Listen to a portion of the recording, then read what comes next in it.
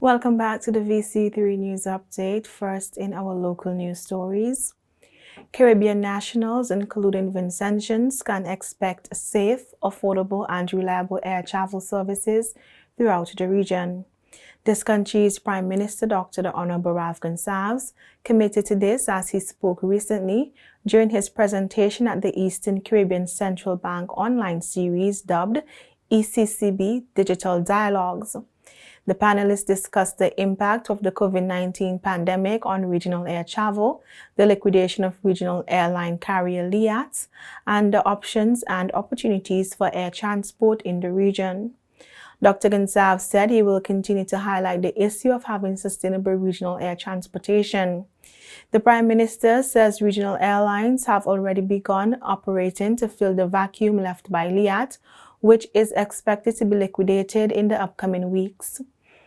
Meanwhile, shareholder governments of the regional airline carrier LIAT have been asked to share part of the financial burden in a new rescue plan to reorganize the airline, which requires an initial investment of $108 million. The reorganization plan, which was made public by Prime Minister of Antigua and Barbuda Gaston Browne, was prepared by the Antigua and Barbudan government for consideration by the other major LIAT shareholders, namely Barbados, St. Vincent and the Grenadines, and Dominica. In more aviation news, Inter-Caribbean announced a new connecting services in the Eastern Caribbean between Barbados, Grenada, St. Lucia, and St. Vincent and the Grenadines. With flights already available to St. Lucia, Inter-Caribbean announces effective August 1st, connecting services will commence from Barbados' Grantley Adams International Airport to Grenada, St. Lucia, St. Vincent and the Grenadines, and Dominica. The scheduled expansion in the Eastern Caribbean will give connectivity travel to the existing 22 cities served by Inter-Caribbean across the Pan-Caribbean network as services are restored. For more than 2 decades, Inter-Caribbean's operations have been focused on the western area of the Caribbean, with services in some of the region's major cities in Antigua, the Bahamas, Cuba, Dominica, the Dominican Republic, Haiti, Puerto Rico, Jamaica, the British Virgin Islands, St. Lucia, and the Turks and Caicos Islands. Established over 28 years ago by founder and present chairman Lyndon Gardiner, a Turks and Caicos Islander, Inter-Caribbean has been aggressively broadening its scope across the region in the last decade. In commenting on the actualization of his vision to become a household name in the Caribbean, travel founder and chairman Mr. Gardiner states building Inter-Caribbean into what it is today has taken the full dedication of my entire team. The direction of my last 10 years in introducing these new services to deliver a Caribbean-born and grown airline and become a leader in the region.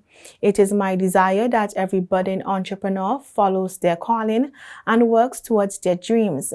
I did not start out imagining what we have become today, but continually collaborated and maximized every potential opportunity to grow this company. Our goal now is to fully consolidate ourselves in the region and become a globally recognized brand. In more local news, the NIS is set to extend their unemployment benefit program for a further 3 months. This was confirmed by this country's Prime Minister, the Honorable Dr. Ralph Gonsalves. We are extending to October the program for unemployment benefit, and we are extending the payments for vendors until October.